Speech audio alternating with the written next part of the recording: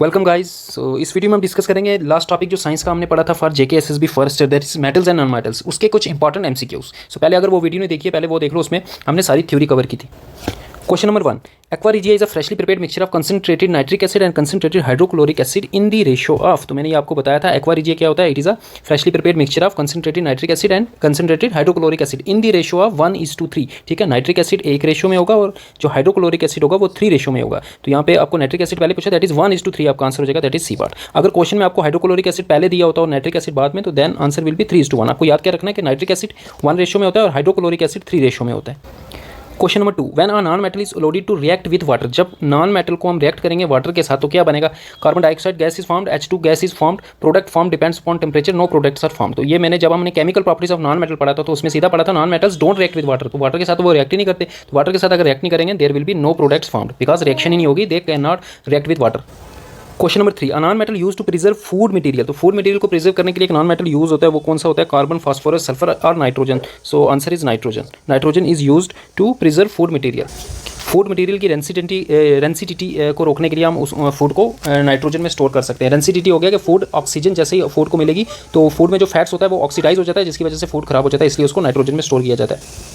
Question number 4, which of the following metal exist in their original state. Copper plate, original state means जो nature में free state में पाया जाता है। तो मैंने कल आपको बताया था जो रिएक्टिविटी सीरीज में सबसे लास्ट वाले एलिमेंट्स हैं, क्योंकि वो रिएक्टिविटी सीरीज में सबसे लास्ट में उनकी रिएक्टिविटी बहुत कम है, तो वो नेचर में फ्री स्टेट में पाए जाते हैं रादर देन कंबाइंड स्टेट। तो सबसे नीचे कौन थे? गोल्ड था, प्लेटिनियम था, सिल्वर था। सो प्लेटिनियम यहाँ पे आपका आंसर हो जाएगा।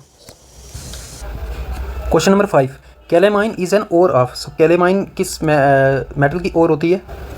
Calamine is the ore of zinc. तो आपको इंपॉर्टेंट मेटल्स की उनकी ओर्स के नाम आने चाहिए। जैसे यहाँ पे देखो ये दिया हुआ है आपका जिंक का, ये जिंक की जो कार्बोनेट ओर होती है वो कैलेमाइन, और जिंक की एक और होती है जो सल्फाइड होती है विच इज जिंक ब्लेंड। ठीक है, सो इन एलिमेंट्स की ओर्स के नाम आपको आने चाहिए और साथ में इनके फार्मूलेज भी, ये फार्मूलेज भी। ठीक है, मरकरी की ओर होती है चीनाबार, इसका फार्मूला HgS। सिमिलरली आयरन की मैग्नेटाइट होती है, हेमेटाइट होती है। ठीक है, तो ये आपको ओर्स के नाम और इनके फार्मूलेज आने चाहिए। Question number 6, aluminium is used for making cooking utensils because of. तो एल्यूमिनियम को क्यों यूज़ करते हैं हम बर्तन बनाने के लिए?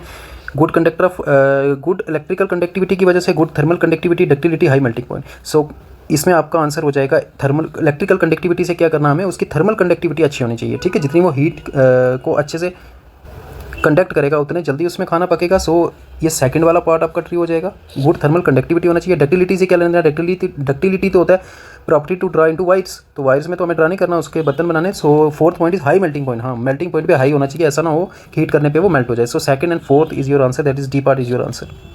Question number 7, what happens when a pellet of sodium is dropped in water. तो सोडियम को वाटर के साथ आपको इसमें बताना है सोडियम वाटर के साथ रिएक्ट करके क्या बनेगा। आपको पता है सोडियम इज अ वाटर के साथ रिएक्शन क्या, हमने 3 केसेस पढ़े थे। जो हाईली रिएक्टिव मेटल होते हैं वो वाटर के साथ रिएक्ट करके हाइड्रो ऑक्साइड बनाते हैं। तो sodium is a highly reactive, so it will react with water to form hydroxide. ठीक है, और एंड हाइड्रोजन गैस, और ये रिएक्शन इतनी वायलेंट होती है कि हाइड्रोजन गैस में आग लग जाती है। So it catches fire and form oxide, नहीं ऑक्साइड नहीं हाइड्रो ऑक्साइड बनता है। इट ऑब्जॉर्व्स इट, हीट को ऑब्जॉर्व नहीं करता, फॉर्म्स ऑक्साइड नहीं, it catches fire and forms hydroxide. So C part is your answer. ठीक है, जब भी सोडियम वाटर के साथ रिएक्ट करेगा it will form hydroxide plus hydrogen gas, और ये जो हाइड्रोजन गैस बनेगी उसमें आग लग जाएगी बिकॉज ये रिएक्शन इतनी वायलेंट होगी। Question number 8, what is the composition of gun metal. Gun metal एक अलॉय होता है जिसको रेड ब्रास भी बोलते हैं। ये किन मेटल्स का अलॉय होता है? It is the metal of copper, tin and zinc. Copper, tin and zinc, that is B part is your answer. तो आपको अलॉयज और किस अलॉयज की कंपोजिशन भी आनी, ये कुछ इंपॉर्टेंट अलॉयज हैं और इनकी कंपोजिशन आपको पता होनी चाहिए किन मेटल से मिलकर ये अलॉय क्या होता है। Alloy is a mixture of 2 और मोर मेटल्स। ठीक है, इसमें देखो गन मेटल भी यहाँ दिया, gun metal is the alloy of copper, zinc and tin. Question number 9, the arrangement for copper, tin, lead and mercury according to reactivity series. तो इनको reactivity series के हिसाब से आपको अरेंज करना है। पहले सबसे ज़्यादा जिसकी reactivity होगी that is decreasing order, इनको अरेंज करना है। तो उसके लिए आपको reactivity series पता होनी चाहिए। तो reactivity series लिखोगे आप, ठीक है, उसका ट्रिक मैंने बताया हुआ है। तो वहाँ से आप देखोगे जो सबसे ऊपर होगा उसकी reactivity ज़्यादा होगी। तो यहाँ पे आपका आंसर हो जाएगा टिन। ठीक है, टिन की ज़्यादा होती है, lead, copper, mercury, that is A part is your answer. A part is the answer. Question number 10, which of the following non metal is lustrous. तो आपको पता है नॉन मेटल जो होते हैं वो नॉन लस्ट्रस होते हैं, उनकी शाइनी अपीयरेंस नहीं होती। बट एक उसमें मैंने आपको एक एक्सेप्शन बताई थी। एक्सेप्शन क्या थी? Iodine. Iodine is a non metal but it has lustre. ठीक है, so D part is. Question number 11, the poorest conductor of heat among metals. Metals are generally good conductor of heat, but उसमें एक exception है, आपको exception याद रखनी है। Lead जो मेटल होता है वो बैड कंडक्टर ऑफ हीट होता है, पोरेस्ट कंडक्टर ऑफ हीट होता है। मरकरी भी पोर कंडक्टर होता है, याद रखना, मरकरी भी पोर होता है, बट पोरेस्ट जो होगा सबसे ज़्यादा पोरेस्ट लेड होता है।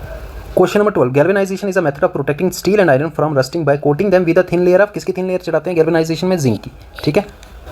Question number 13, most abundant metal found in earth crust is, तो सबसे ज़्यादा पाया जाने वाला मेटल अर्थ क्रस्ट में कौन सा होता है, वो होता है आपका aluminium, that is B part. यहाँ पे मेटल पूछा, ठीक है, मेटल अगर पूछे आपको तो वो तो आंसर आएगा आपका एल्यूमिनियम। अगर मेटल ना पूछा होता, जनरली एलिमेंट पूछा होता, तो then your answer will be oxygen, ठीक है। सबसे ज़्यादा अबंडेंट अर्थ क्रस्ट में कौन पाया जाता है, ऑक्सीजन, फिर सिलिकॉन, फिर एल्यूमिनियम।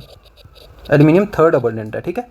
लेकिन यहाँ पे क्योंकि हमें क्या पूछा था, मेटल पूछा था, तो मेटल सबसे ज़्यादा जो अर्थ क्रस्ट में पाया जाता है that is aluminium. Question number 14, which of the following metals found in their free state, तो अभी मैंने आपको बताया था फ्री स्टेट में कौन पाए जाते हैं नेचर में, जो एक्टिविटी सीरीज में सबसे लास्ट में होंगे, ठीक है। गोल्ड भी होता है, सिल्वर भी और प्लेटिनियम भी, ये तीनों एक्टिविटी सीरीज के 3 लास्ट एलिमेंट्स हैं। So they all will found in nature in free state. Gold and platinum जो होते हैं ये इतने नॉन रिएक्टिव होते हैं कि ये हमेशा फ्री स्टेट में पाए जाएंगे, ये कंबाइंड स्टेट में पाए नहीं जाते। सिल्वर जो है वो फ्री स्टेट में भी मिलेगा और कंबाइंड स्टेट में भी मिलेगा, तो यहाँ पे आपका आंसर हो जाएगा all of the above.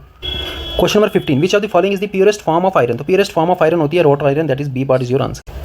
Question number 16, which of the following non metal is liquid at room temperature, तो ये क्वेश्चन बड़े ध्यान से करना आपने, यहाँ पे नॉन मेटल पूछा है, ठीक है। क्या हीलियम होगा, कार्बन, मरकरी और ब्रोमीन, तो मरकरी नहीं लगा क्या ना, mercury is liquid at room temperature, but mercury जो है वो मेटल होता है, हमें नॉन मेटल का पूछा है। सो नॉन मेटल जो रूम टेम्परेचर पे लिक्विड होता है that is bromine, that is bromine, that is D part is your answer. Question number 17, the metals that float when treated with water are, तो ऐसे metal जो float करें जब water के साथ उनकी रिएक्शन होगी तो वो होते हैं आपके magnesium and calcium, magnesium and calcium, that is C part is your answer, ठीक है। मैग्नीशियम एंड कैल्शियम जब वाटर के साथ रिएक्ट करेंगे तो हाइड्रोजन गैस जो प्रोड्यूस होती है उसके बबल्स इनके साथ स्टिक हो जाएंगे, जिनकी वजह से ये लाइटर हो जाएंगे और वाटर में फ्लोट करेंगे। Question number 18, amalgam is an alloy, amalgam एक अलॉय होता है ऑफ मेटल विद, मरकरी के साथ किसी और मेटल का अगर हम अलॉय बनाएं तो उसको बोलते हैं amalgam, that is B part is your answer. So ये थे कुछ important MCQs on metals and non metals. If you like the video please subscribe the channel, और अगर मैथ्स, रीजनिंग और साइंस की प्लेलिस्ट बनी हुई है आपकी फॉरेस्टर की, वहाँ पे जाके आप देख सकते हो, प्लेलिस्ट में जाके सारी वीडियोज़ को देखो, हर एक टॉपिक कवर किया हुआ है। और टेलीग्राम चैनल को ज्वाइन कर लेना, उसका लिंक मिल जाएगा डिस्क्रिप्शन बॉक्स में।